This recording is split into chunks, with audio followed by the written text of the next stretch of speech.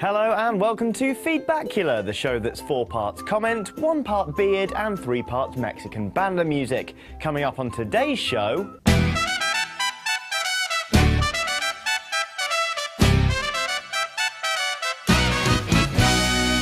Lara Croft. She's back in a newly rebooted Tomb Raider, which means everyone's favourite internet commenters are back too. Sexists! Why did I get rid of her breasts? I don't care that women feel offended. F women. Go f off, chicks. You don't even like good video games. I don't tell you that Mr. Clean looks offensive. Uncharted fans. Previously charted, ha ha ha. Number haters. 8.5? Wow! What a game got to do to get a 9? Maybe Lara should have stripped. Someone at GS could have been really happy. And perverts. I'd raid Lara's tomb. Tank tops on, everybody. It's gonna get nasty. So the reviews for Tomb Raider are out, and our very own Carolyn gave it an 8.5, praising the story and gameplay, though noting the multiplayer was pretty forgettable.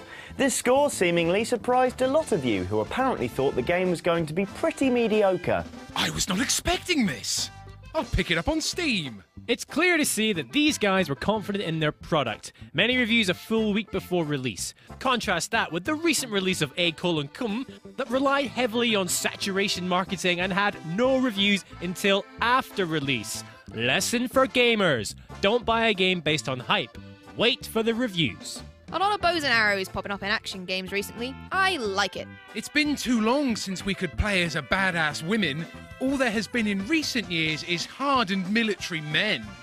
Man, f my life. I have no time to play games. I should drop out of college. Yeah, f my life. I'm getting educated. This sucks. Well, it looks like I'll be eating ramen noodles all next week just so I can afford they'll get this game.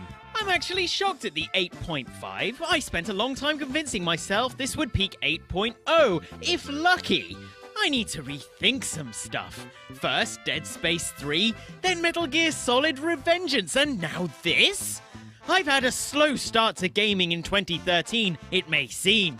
Steady now, don't have a full-blown existentialist crisis. You've still got so many admirable qualities, like your username and, well, that's pretty much all I know about you.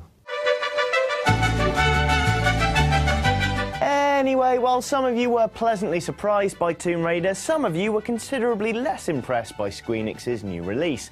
None more so than Dreamcatcher 88. It's actually shit. R.I.P. another great franchise. Can't believe what Square has done with Lara. Since she's come to Square House, Lara's become more like a criminal. From legend to underworld, guns was the way to solve all the problems. And with this one, they totally turn her out to be a 16-year-old Rambo. Been a while since the last Lara Croft games. Now it looks like the female Uncharted, which makes Uncharted the male version of Lara Croft. The irony. Another series bites the dust. Square Enix should have given us some sort of Tomb Raider turn-based RPG instead. I'd personally just give it an average score. It does nothing new that Uncharted does and doesn't do it as well. The visuals don't really impress me. They are not better than Uncharted since it's obviously copy and paste from it, just not as well. The colours looked bland and grainy to give off a more depressing mood. Now, I didn't like Uncharted 3, the combat was just frustrating. Never beat it, but it was incredible looking. So yeah, it gets a 7.5 from me. Don't really care about it lacking humour and guts. What? Doesn't this game come out next week? This review is kind of early, ain't it? Oh, I'm sorry. We'll just put the journalism back in the bottle for a bit, shall we? The game looks gross, bloody, and overly violent for no reason. The island looks gross, polluted, and like an amusement park ride, and not a real place. Crystal D needs to learn subtlety and taste. And you need to learn where the spell check is. Now, wherever you get people savaging a game for whatever reason, you're going to get some people hitting back at them. Case in point... Okay, can we shut up now about the tacked-on multiplayer affecting the single player? Because honestly, it didn't at all! Now, Just Plain Lucas, plain though Lucas may be, has a good point there. Often when people don't want a multiplayer mode, they make the argument that its production takes time and resources away from the single player, resulting in a worse campaign. In this instance, though, the multiplayer was handled by Eidos Montreal, the folks behind Deus Ex Human Revolution, not Crystal Dynamics, who made the single player. People may not welcome multiplayer to Tomb Raider, and it may be forgettable, but they should at least recognise that Crystal Dynamics focused on the single player and that alone. Right, that's the insight quota filled for this episode. Now let's delve into the inevitable pit of comments about Lara's sex, shall we? Discharted. It's funny, Lara mows down so many guys, but hey, that is okay. BC's men are demonic spawns anyway. But in the next God of War, they have removed all female enemies, so it wouldn't promote violence on women or something. Nice double standard, winky face. Okay, not being sexist or anything, but I find it hilarious that IGN had Keza review this game and Carolyn reviews it on GameSpot. Two ladies who have posted a bunch of stories on females in gaming. Gonna take those two reviews with a grain of salt. Game looks good, but I will pass. Way too many games that I actually want being released soon. Remember a young innocent me playing Tomb Raider, trying my hardest to get the angles just right, trying to get it to zoom in a little bit, hearing the rumour of a cheat that makes her naked, but couldn't ever figure out how to do it. Her head was square, but didn't matter. Good times. Pretty shameful how she wears a small tank top the entire time. I remember when you were able to select whatever outfit you want.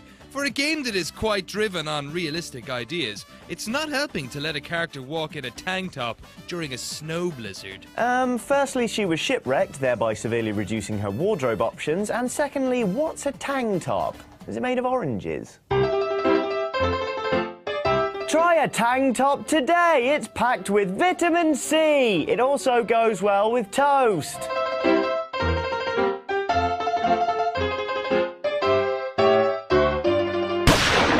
Now that's just a brief selection of the more eventful comments we got, but we saved the real winners for this, the inaugural performance from the GameSpot players in a community exchange we like to call Lara's Boobs.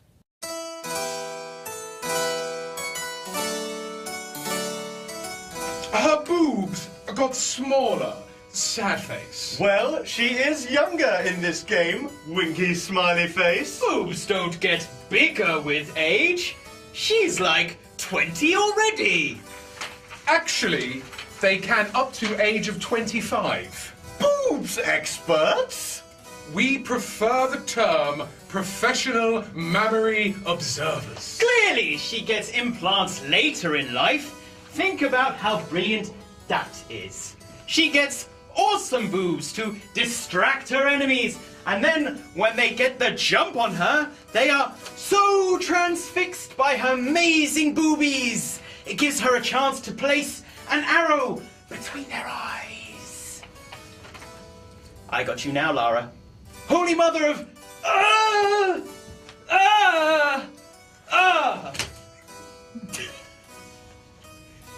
Theatre tour dates will be announced next month. Tickets start at £35. And with that, it's time to close out the show. Thanks for watching. Don't forget you can get in touch by tweeting at JohnAir or by using the hashtag Feedbackula. We'll be back next week. In the meantime, I'm off to fashion myself a bow and hunt some neighbourhood cats. Bye for now.